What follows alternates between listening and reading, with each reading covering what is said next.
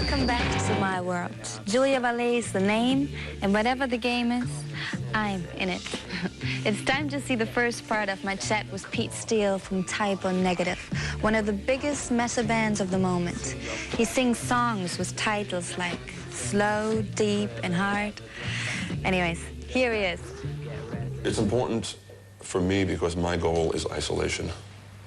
I really don't like people too much. I don't like to be around people, and it's kind of ironic that in this occupation, I'm forced at times to make a fool out of myself in front of up to 10,000 people per night. So, you know, but the road to heaven sometimes leads through hell. Yeah, absolutely. And so I'm doing this, A, because I like to write songs, and I like to record them. And B, it's an escape for me. It's a way out of it at the end, so I don't have to do it anymore. And maybe someday I could write music that I really want to write, as opposed to trying to balance what is commercially accessible with my gut instinct. Yeah, so could you see yourself from now, like in the future, writing songs for other people? And just kind of being behind the scenes? I wouldn't mind doing it, but my songs are so personal that I'm not going to say that only I can execute them, but I would feel more comfortable doing it myself.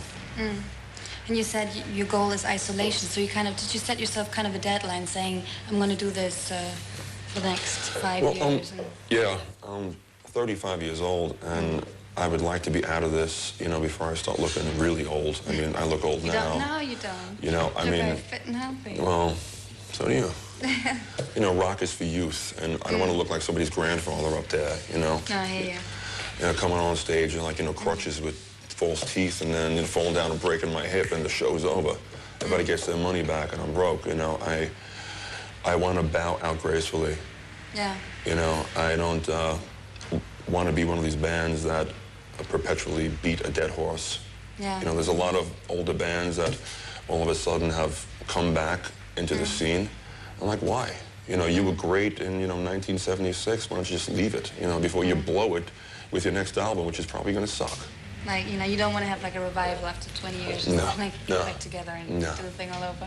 It's like a boxer who, you know, comes out of retirement after 10 years. You know, he's got the belt on and he's a world champion. Then he gets his ass kicked. You know, loses the belt.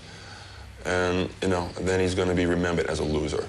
Yeah, not a winner. So what do you want to be remembered as? What do I want to be remembered as? Someone who has helped people through hard times. With their songs? Yeah, with your songs? With my songs, you know. Misery loves company, and I think we're a good company. I did see your spread in Playgirl. You did. And there was quite... Did you get the scratch and sniff one? Or did you just get the regular? Oh, you didn't? There was one like that. Yeah. Wait, I need to show it for the audience for a second. Because you look very good in it, I must say. Thank you very much. Do you see it?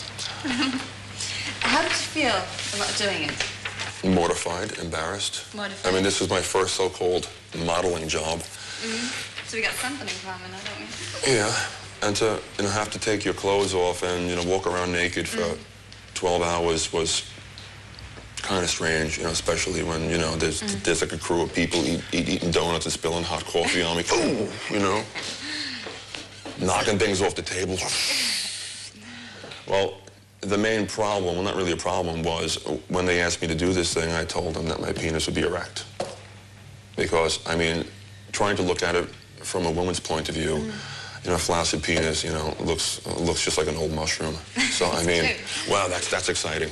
I mean, it is more attractive. You know? So, but what did you do then? Did you just go to the bathroom and say, excuse me, I'll be right back? Or... Well, you know, I told them, you know, that I was going to be hard, and they're like, oh, do you really think you can do it? I'm like, hey, you bring the check, you know, you keep your end up, and I'll keep my end up. Yeah, I had some manual assistance at times, you know. Did you realize that you become kind of a gay icon? Because a lot of gay men... You mean a happy icon? No. I'm a happy person. No. You know, a lot of gay people read that magazine as well. Yeah. Does it bother you at all? No. That they go like, wow. Not really. I mean, probably I in think some walls or some gay men. I think that, you know, whether a man or a woman finds you attractive really doesn't matter.